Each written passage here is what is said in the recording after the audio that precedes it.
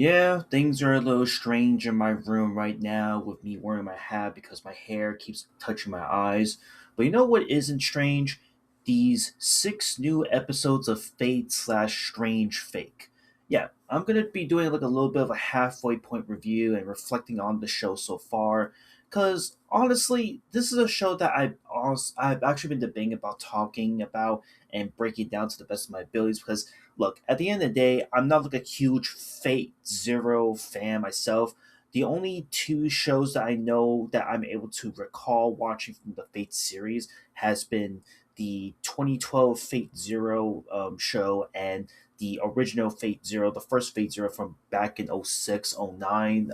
Again, a year when that came out is a little cloudy. But Fate Strange Fake was one of those shows that surprising enough, is currently airing, and I actually decided to give it a shot, given that the teaser trailers and the fact that this was super high up on the most highly anticipated anime to release of the winter 2026 season.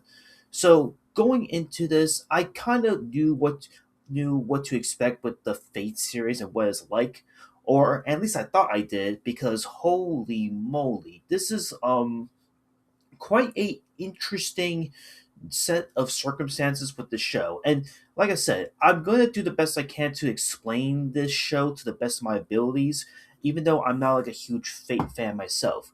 So, Fate Strange Fake follows around again a imperfect copy of the Holy Grail War, which if you know the Fate franchise from like the past, or even if you just watched Fate Zero from 20, I think back in 2014, you would at least know like how these this show would more or less go. You have a bunch of heroes or summoners, and you have a bunch of servants where their main goal is to fight against other servants and other heroes, and their whole goes to eventually where one comes out on top to win the also prize of the Holy Grail. And at least that's what I can vaguely remember from the past Fate shows I remember watching in the past. So, but in this case with Fate Strange Fake, we're now having that same concept, but now with a lot of crazy, weird, and shocking twisted turns that leaves you wondering, like, holy shit! Just when you thought that, like, the Gilgamesh from back in the past few seasons, is here. Nope, we have a completely different, brand spanking new Gilgamesh.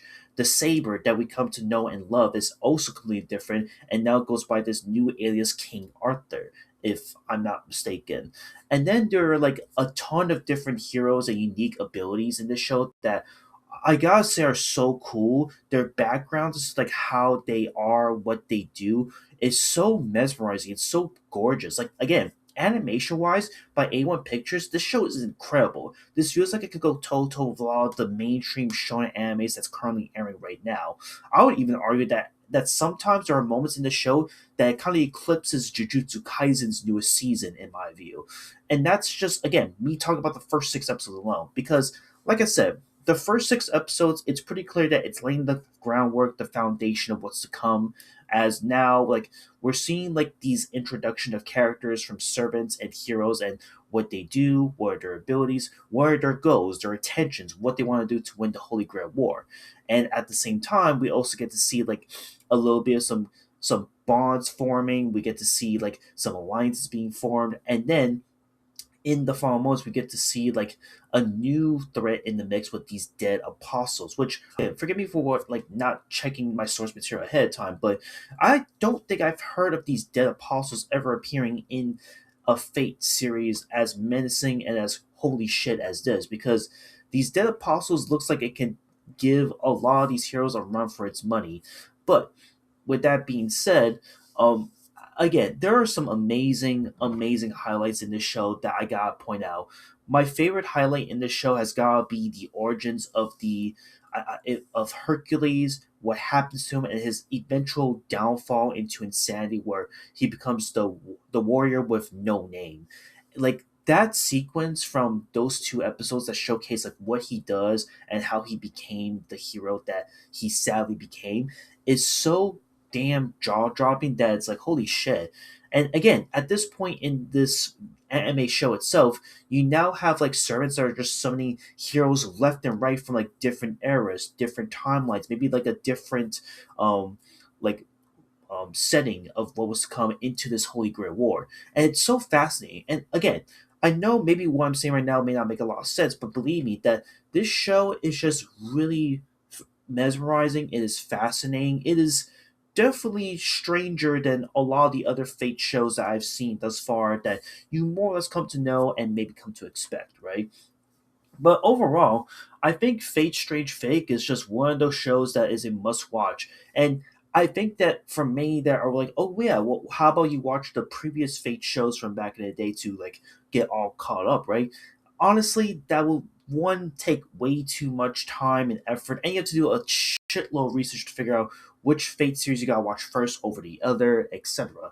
But two, I think for a show this caliber, this should like in my view, be like a little nice little entry gateway for anyone who likes Fate Strange Fate to check out the other Fate series and the shows before this one.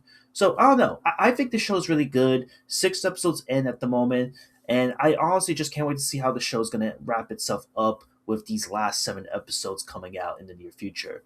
And yeah, just wanted to simply talk about this briefly and break down Fate Strange Fate to the best of my strangest abilities, I suppose. But yeah, that's it. See you on the next one. Later.